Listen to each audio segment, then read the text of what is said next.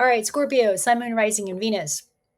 For you, this transiting Uranus and Gemini is going to be in the quadrant of your eighth, seventh, and sixth houses. So, eighth house we talked about is a Scorpio house. It is your house. There is a deeply transformative energy that is happening for you within not only your internal psyche, your internal deep psychic awareness, but also within your partnerships and your work and service to others, sixth house. So, your daily routines, which signifies sixth house, you might be switching things up in a completely different way. The Scorpio, for you, again, you are the transformer, and Uranus is going to be bringing in higher mind ideals. And I'm even seeing too high magic for you because you are the alchemist, you are the transformer. And so you might be initiating into another octave because a lot of Scorpios already do the deep dive. They already do the deep psychological work on themselves and others. They can't help it because that's just their nature. But you might be inspired to really go even further and beyond. And I'm even saying for you, again, maybe even channeling some galactic energies, whatever. If the, again, this may not resonate for everybody, but again, is along that caliber. I'm even seeing for some of you too, inventing some things, right? Because it rules technology. You might, the difference between science and magic knowledge is the way energy works because there's laws in the universe and it appears to be magical or chaotic if we don't understand the laws.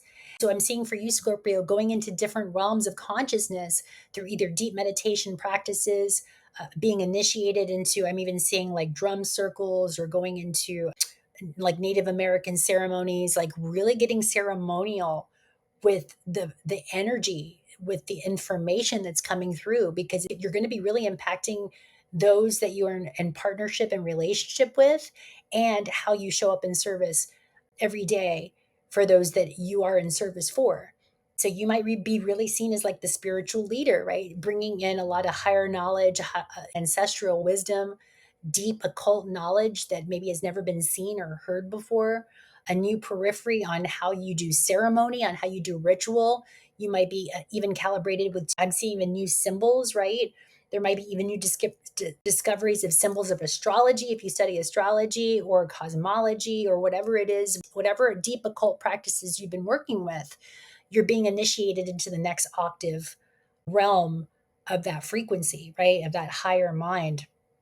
You're going to be transforming your relationship, seventh house, and be willing also to sixth house matters to make sure you're being impassioned. Aries likes to take action, and perhaps again setting some structure. Saturn, Neptune, making sure your foundation is your spiritual practices so that you can receive these higher mind initiations or cult deep wisdom from the ancestors. So stay in your practices, stay in your structured patterns, allow yourself to really receive the energy on the daily, and then transmit that to your friends and family and your network, because you're going to be seen as very much a spiritual leader during this time. I believe, I'm not sure if Gandhi was a Scorpio. I don't know why Gandhi's coming in, but again, just the next high octave of a spiritual leadership is coming through. And just, be grounded with it. Stay in your practice and set those boundaries. Scorpio, you have no problem setting boundaries, but that just for some of you that wanted to come through to be really aware to set, because you're being again initiated into a whole nother dimension, really catapulted for the next 7 years into the way you're seen, perceived by your relationships and people around you. So let's pull a card too for my beautiful Scorpios. What do you need to know for this? Which herb can support you? Here it comes. The mushroom reishi, retreat. It even looks like a heart here. There's Jupiter and the sun. So again, retreating into yourself. That's why I was seeing the hermit card too. The 27 is a 9, which I believe 9 rules the hermit card in the tarot.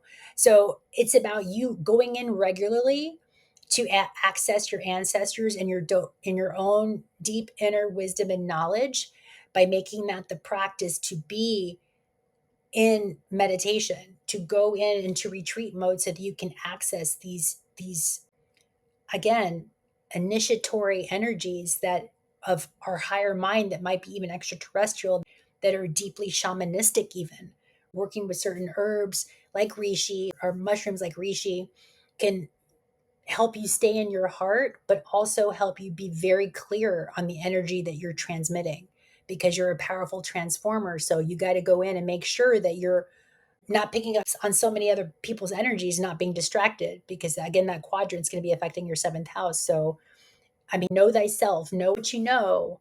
Don't get too distracted with it. Again, go in and make that the practice to step into your knowing and then transmit that, because you're going to be seen in a whole new higher octave way by your community. It might surprise you, some of the downloads and the knowledge you receive, that's going to be like, what? It's going to really shift the consciousness of the beings around you.